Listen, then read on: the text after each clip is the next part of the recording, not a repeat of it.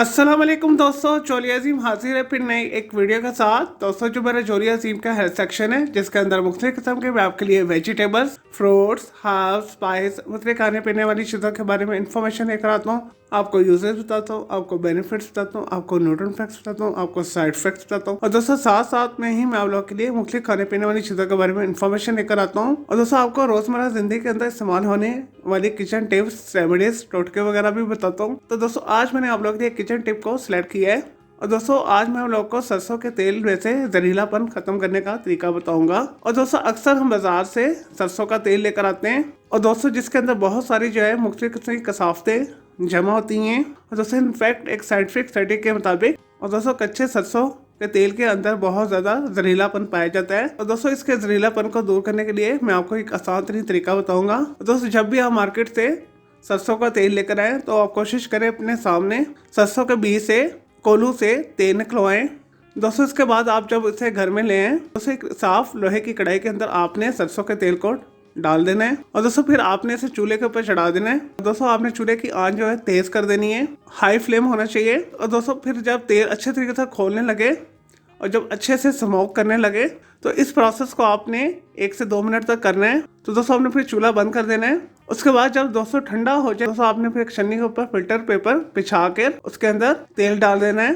दोस्तों आप tissue paper को भी फैला सकते हैं। और दोस्तों छलनी आपने ज़रा खुली लेनी है, आटे वाली ले लें तो ज़्यादा बेहतर है। और दोस्तों ये प्रोसेस थोड़ा टाइम लेगा। दोस्तों जब तेल जो है सारा फिल्टर होकर बर्तन में जमा हो जाए तो फिर आपने इसे साफ सुथरी एयर टाइट शीशी के अंदर ट्रांसफ़र कर देना है। और दोस्तों जब भी आपने सरसों का तेल किसी भी रेसिपी के अंदर इस्तेमाल करना है तो आपने उस बोतल में से अपनी मतलूबा मकदार लेके यूज़ कर लेनी है। दोस्तों ये सरसों का तेल जो है बिल्कुल जहरीलेपन से पाक हो जाएगा।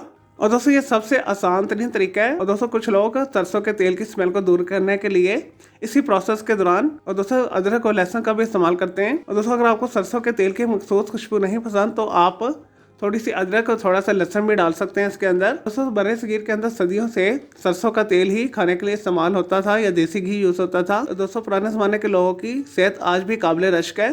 दोस्तों इस वजह से हमें आजकल जो है मसनूईपन और केमिकल से पाक ज़िंदगी गुजारने के लिए सरसों का तेल और देसी घी वगैरह इस्तेमाल करना चाहिए। चलो दोस्तों मैं उम्मीद करता हूँ आपके सरसों के तेल को साफ़ करने का जो आसान तरीका मैंने आपको टिप बताई है, जो तरीका बताया, आपको वीडियो पसंद आई होगी। तो मेरे इस वीडियो को आपने लाइक करना है, कमेंट करना है, शेयर करना है, फ्रेंड्स एंड फैमिली के साथ शेयर करना है। और दोस्तों सरसों के तेल को साफ़ करने के हवाले से, इस वीडियो के हवाले से अगर मज़ीद आपका कोई सवाल है तो जस्ट कमेंट के अंदर क्यूरी कीजिएगा, मैं आपको इसका ज़रूर रिप्लाई दूंगा।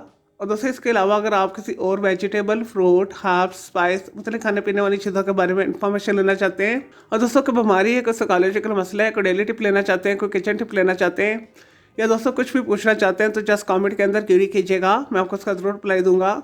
और मैं आपके लिए अलग से एक वीडियो भी बना दूंगा। और दोस्तों इस वीडियो से पहले मैं आप लोग के लिए बहुत सारी जो है मिक्स मालूमाती वीडियोस ऑलरेडी बना के दे चुका हूँ, तो उनके लिए आप मेरे वीडियो सेक्शन में जाके मेरी दूसरी वीडियोस भी देख सकते हैं। चलिए दोस्तों अब मैं आपको मिलूंगा एक न्यू इन्फॉर्मेटिव वीडियो के साथ। मुझे जोली अजीम को इजाज़त दें। ओके, अल्लाह हाफिज़, टेक केयर।